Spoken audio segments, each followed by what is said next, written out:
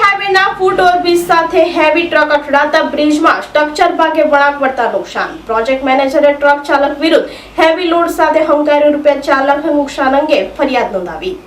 પારડી હાઈવેના ફૂટ overbridge સાથે heavy truck અથડાતા બ્રિજમાં structure ભાગે વળાંક પડતા નુકસાન થવા પામ્યું હતું.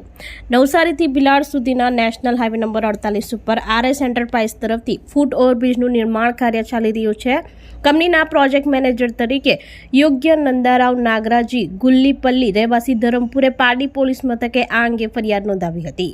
જેમાં રાત્રિના સમયે પારડી ફાઉન્ટેન હોટલ પાસે ફૂટ ઓવરબ્રિજ પાસે હેવી લોડ સાથે આવેલા એક Volvo FM 500 puller truck number HR58D 8999 અચાનક પૂર ઝડપે હંકારી લાવતા બ્રિજના ઉપરના ભાગે અથડાવી દીધું હતું. જેમાં બ્રિજના સ્ટ્રક્ચર ભાગે વળાંક આવી ગયો હતો. પ્રાથમિક અંદાજે ₹4 લાખ જેટલું નુકસાન થયા અંગે પ્રોજેક્ટ મેનેજરે ફરિયાદ નોંધાવી હતી.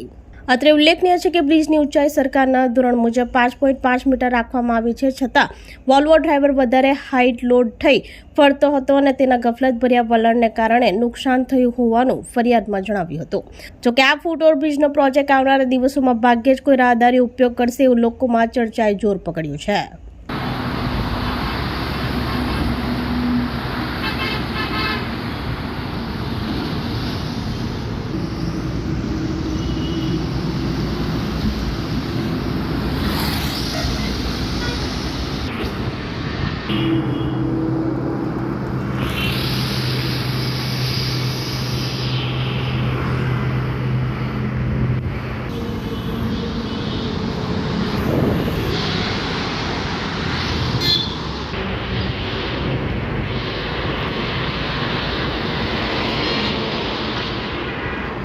આપણી સંકલ્પ ન્યૂઝ ચેનલને સબસ્ક્રાઇબ અને લાઇક કરો.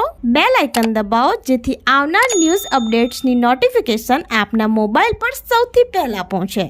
Like, subscribe and share the video.